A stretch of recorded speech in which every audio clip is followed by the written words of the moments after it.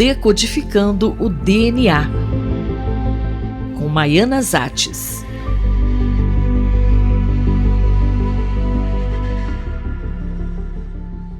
Professora Maiana, que notícias você nos traz hoje sobre o mundo da ciência? Na semana passada, tivemos o congresso da Sociedade Brasileira de Genética em Ouro Preto. E lá, recebi a triste notícia de que Ian Wilmut, o pai da ovelha Dolly, havia falecido aos 79 anos. Aparentemente, a causa-mortes foi complicações decorrentes da doença de Parkinson. Me perguntaram qual foi o impacto da descoberta de Ian Wilmut, que foi o último autor do famoso paper relatando a clonagem da ovelha Dolly. Posso afirmar que foi uma grande revolução. Interessante que logo após a descoberta, o veterinário Keith Campbell, que era o primeiro autor do trabalho, veio nos visitar no Centro do Genoma. Por que essa descoberta foi tão importante? Foi uma revolução na ciência, porque eles demonstraram pela primeira vez que uma célula já diferenciada de um mamífero poderia gerar um clone, uma cópia idêntica do animal de onde havia sido retirada essa célula. Recordando, eles retiraram uma célula da glândula mamária de uma ovelha, inseriram em um óvulo sem núcleo e colocaram em útero de uma outra ovelha barriga de aluguel. Esse óvulo, com a célula da glândula mamária, começou a se comportar como se tivesse sido fertilizado por um espermatozoide e gerou um animal que viveu por 6 anos. Não foi fácil. Foram mais de 200 tentativas até que desse certo, mas os pesquisadores não desistiram e por isso o sucesso.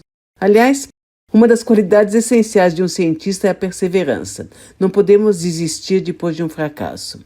Na época, a clonagem da Dolly levantou inúmeras questões éticas. Estão brincando de Deus? Quem será clonado? Quem irá decidir? E assim por diante. Nada disso aconteceu. A grande revolução, a partir daí, foi abrir a porta para as pesquisas com células-tronco. Demonstrar que uma célula já diferenciada poderia originar qualquer linhagem celular e que deu origem à próxima revolução, as células iPS. Você pode explicar para os nossos ouvintes o que são células iPS? Partindo do princípio que uma célula diferenciada de um mamífero poderia gerar qualquer tecido, já que tinha se conseguido fazer um animal clonado, um outro pesquisador resolveu testar se poderia também obter diferentes linhagens celulares a partir de um outro tipo de célula já diferenciada. Nesse caso, um fibroblasto ou célula da pele. E essa nova descoberta deu o prêmio Nobel a Shinya Yamanaka. Depois de muitas tentativas e também muita resiliência, ele descobriu que seria possível reprogramar as células da pele para um estágio embrionário, capaz de gerar qualquer linhagem no laboratório. E surgiram, então, as células iPS, do inglês Induced Pluripotent Stem Cells. Ele conseguiu isso primeiro em camundongos e depois em fibroblastos humanos. Hoje, fazemos isso rotineiramente com células de sangue, os eritroblastos, o que tem permitido inúmeras pesquisas antes impensáveis. Mas além das células iPS, a técnica de clonagem também permitiu a clonagem de outros mamíferos, como vacas e cavalos, principalmente animais de valor econômico.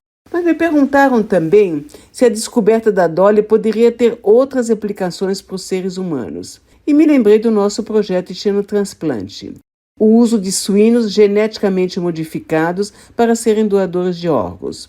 Recordando, nós editamos células dos suínos, que também podem ser fibroblastos, para inibir os genes responsáveis pela rejeição hiperaguda, se seus órgãos fossem transplantados por um paciente. Essas células editadas são então introduzidas em um óvulo de uma fêmea de suíno, do qual se tirou o núcleo. As células começam então a se dividir e os embriões geneticamente modificados são transferidos para uma porca barriga de aluguel. E com isso, espera-se conseguir animais doadores de órgãos. Isso é só um exemplo da importância da revolução de Keith Campbell e Ian Wilmut. A técnica de clonagem, nesse caso, permitirá salvar inúmeras vidas de pacientes na fila de espera para transplante de órgãos. Eu, Fabiana Maris, conversei com a professora Maiana Zates.